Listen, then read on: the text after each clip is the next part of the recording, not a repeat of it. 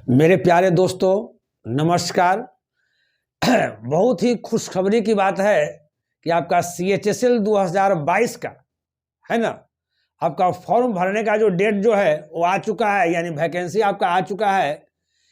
इसको थोड़ा सा हम लोग विस्तार पूर्वक हम लोग समझते हैं कैसे कैसे फॉर्म भरना है, लास्ट डेट कब है, क्वालिफिकेशन क्या चाहिए। तो नोटिफिकेशन जो है वो 6 दिसंबर 2022 यानी 6 दिसंबर 2022 के डेट में नोटिफिकेशन इसका आया है ना। फॉर्म जो है भराने के लिए जो स्टार्ट जो हुआ, यानी फॉर्म फिलअप आप स्टार्ट जो किए हैं वो 6 दिसंबर 2022 से आप स्टार्ट कर चुके हैं, है ना। यानी आज 7 तारीख है, यानी कल से ही फॉर्म भराना आपको स्टार्ट हो चुका है।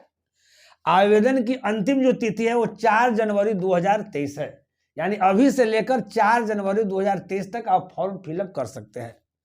पदों की जो संख्या इसमें है लगभग 4500 है, लेकिन इससे ज्यादा बढ़ने की आपको संभावना है ना। सीजीएल में भी ऐसे ही हुआ था, शुरू में कुछ था और फिर बाद में क्या किया गया था जी, पदों की संख्या बढ़ा दिया गया था। इसका आयु जो है वो 18 वर्ष से लेकर 27 वर्ष के जो बच्चे हैं वो फॉर्म फिलअप कर सकते हैं। लेकिन यहाँ देखिए, यहाँ क्या दिया हुआ है कि 1/1/2022, इसका मतलब है कि 1/1/2022 को यानी 1 जनवरी 2022 को आपका मिनिमम एज 18 वर्ष होना चाहिए और मैक्सिमम एज 27 वर्ष होना चाहिए। और जो छूट, जैसा छूट का प्रावधान है उस तरह का छूट है। जैसे मान लीजिए जो बच्चे ओबीसी के अंतर्गत आते हैं उनको 3 साल का छूट दिया जाएगा, जो SC ST के अंतर्गत आते हैं उनको 5 साल का छूट दिया जाएगा, है ना। यानी जिसका जैसे छूट है वो इसमें शामिल है, कहीं कोई दिक्कत नहीं है ना। ये जो फॉर्म जो फिलअप कर सकता है, कौन बच्चे फॉर्म फिलअप कर सकते हैं, जिनकी योग्यता जो है 10+2 यानी इंटर पास। अगर आप इंटर पास हैं, आपका उम्र मिनिमम अगर 18 वर्ष हो चुका है तो एकदम फॉर्म इसको भरिए। अब एक बड़ी बात जो चेंजिंग किया है, जो मेन चीज हमको जानना है ना, ये देखिएगा।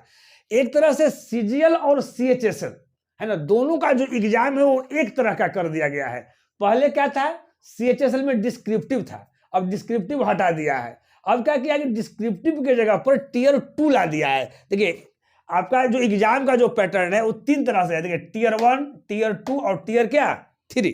Tier 3 भी है, Tier 1, Tier 2 और Tier 3। Tier 3 में आपका क्या होगा, देखिए यहाँ लिखा नहीं है, उसके बारे में हम आपको बता देंगे। यहाँ Tier 1 और Tier 2 के बारे में वर्णन है, Tier 3 के बारे में बता देंगे उसमें क्या होगा। यानी 3 चरण से आपको गुजरना होगा। Tier 1 में कोई हेरा फेरी नहीं किया, जैसे था वैसे एग्जाम। Tier 1, Tier 2, Tier 3 है। Tier 1 में क्या है कि आपको पहले भी पूछता था मैथ, रीजनिंग, इंग्लिश और जीके जीएस, है ना। जैसे मैथ 25 को पूछता है, रीजनिंग 25 को, इंग्लिश 25 को, जीके जीएस 25 को, आज भी वही पूछेगा। ईच क्वेश्चन 25 मार्क्स का, है ना। यानी हर हर सब्जेक्ट, ईच सब्जेक्ट जो है, यहाँ क्वेश्चन नहीं, ईच सब्जेक्ट जो है आपका 25 क्वेश्चन पूछेगा। हर सब्जेक्ट में, मैथ में भी 25 को पूछेगा, रीजनिंग में भी 25 को पूछेगा, इंग्लिश में भी 25 को और जीके जीएस में 25 को पूछेगा। और हर क्वेश्चन जो है आपका 2 मार्क्स का रहेगा, यानी 50 नंबर का ही हो गया, 50 नंबर 50 नंबर 50 नंबर, यानी 200 नंबर का हो गया। लेकिन इसमें आपका जो है केवल क्वालिफाइंग करना है ना। आपका इसमें क्वालिफाइंग है, जो मेरिट जो बनेगा आपका वो आपका Tier 2 पर बनेगा। यानी इसका Tier 1 जो है वो क्वालिफाइंग है और टीयर जो 3rd है वो भी क्वालिफाइंग होगा। Tier 3rd में क्या है जी, स्किल टेस्ट है और टाइपिंग है, ठीक है ना। Tier 3rd के अंतर्गत वो आएंगे। मेन आपका जो आपका जॉब जो होगा, जो मेरिट जो बनेगा वो आपका Tier 2 पर बनेगा। तो Tier 2 के बारे में समझते हैं कैसे कैसे है। तो Tier 2 को है ना 3 सेक्शन में बांट दिया गया है, सेक्शन 1, सेक्शन 2 और सेक्शन 3। और Tier 2 के लिए जो टोटल जो टाइमिंग जो है ये 2 घंटा 15 मिनट टाइमिंग है टोटल। अब समझना है, सेक्शन 1 के लिए 1 घंटा टाइम है, सेक्शन 2 के लिए भी 1 घंटा टाइम है और सेक्शन 3 के लिए आपको 15 मिनट टाइम है, 2 घंटा 15 मिनट टाइम है। अब क्या क्या पूछेगा जरा समझिएगा। सेक्शन 1 में मैथ 30 को पूछेगा और रीजनिंग आपका 30 को पूछेगा। 30 और 30 आपका 60 वो टोटल क्वेश्चन पूछेगा। हर क्वेश्चन आपका 3 नंबर का है, यानी 60 गुना 3 कितना हो गया, 180 नंबर का, है ना।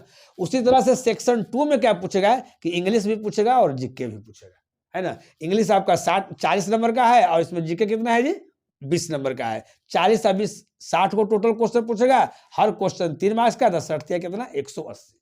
है ना। यानी आप एक क्वेश्चन सही करते हैं तो मेरे प्यारे भाई आपको 3 नंबर मिलेगा, लेकिन इसमें अगर एक क्वेश्चन गलत करते हैं तो आपको 1 नंबर काट भी लिया जाएगा, निगेटिव है ना। और टियर 1 में आधा मार्क्स निगेटिव होता है, इसमें आधा नंबर कटता है, इसमें आपका 1 नंबर कटेगा। ठीक, अब आ जाइए यहाँ सेक्शन यहाँ 3, एक क्या है कंप्यूटर का है, याद रखिएगा कंप्यूटर में इसमें 15 क्वेश्चन आपको पूछेगा, हर क्वेश्चन आपका 3 नंबर का रहेगा, 15 या 45 अंक। लेकिन इसमें भी केवल क्वालिफाइंग ही करना है, इसमें क्या करना है जी, इसमें भी केवल क्वालिफाई करना है, इसका नंबर नहीं जुटेगा। यानी CHSL में अगर आप जॉब लेना अगर चाहते हैं तो मेन जो 180 है, 180 360 है, इसी 360 पर आपको विशेष रूप में फोकस करना है। फिर आपका जो टियर 3 जो होता है, आपका जो टाइपिंग स्किल टेस्ट है, उसमें भी आपका क्वालिफाइंग रहता है, उसका भी मार्क्स आपका नहीं जुटता है, ठीक ना। तो इसमें आप, लेकिन ऐसा ये नहीं है, जैसे मान लेते हैं अब टियर 1 में है, टोटल आपको नौकरी कितना देना है जी, तो अभी 4500 मान लेते हैं कि आपको नौकरी देना है। तो मान लेते हैं कि यहाँ पर बच्चे जो है, यहाँ पर भी देखना है, अब टियर 1 से टियर 2 में हमको क्वालिफाई करके आना है, तो आपको बहुत ही कम नंबर आएगा। अब मान लेते हैं कि 10,000 लड़का को टियर 2 में हमको करना है ना, तो मान लेते हैं 10,000 लड़का को, वैसा लड़का जिसको 140 नंबर आ गया है ना, 10,000 लड़का को, तो वो टियर 2 में चल जाएगा। आपका 135 नंबर अगर आएगा तो वो लड़का क्या रहेगा, वंचित हो जाएगा। यानी कहने का मतलब इसमें भी आपको प्रयास करना है, नंबर भले ही ना जुटे, लेकिन आपको इसमें भी अच्छा मार्क्स आपको लाना है। आप ऐसे सोचिए, अगर इसमें आपको मार्क्स अगर अच्छा नहीं आता है तो टियर 2 में कैसे आएगा जी। टियर 1 में भी तो सब सब्जेक्ट आपका है, मैथ है, रीजनिंग है, इंग्लिश है और जीके जीएस आपका सब है ना। तो ये चारों सब्जेक्ट अच्छा रहेगा तब तो तुरंत आपका एग्जाम भी होगा। इसका एग्जाम क्या है, एग्जाम आपका फरवरी मार्च में, यहाँ दिया हुआ नहीं है, लेकिन एग्जाम जो है आपका फरवरी मार्च में एग्जाम आपका होगा, यानी 2 महीना का समय है। यानी मुश्किल से आपका जो 60 डेज है, इसमें एक टारगेट अपना बना लेना है और टारगेट बनाकर आपको तैयारी करना है।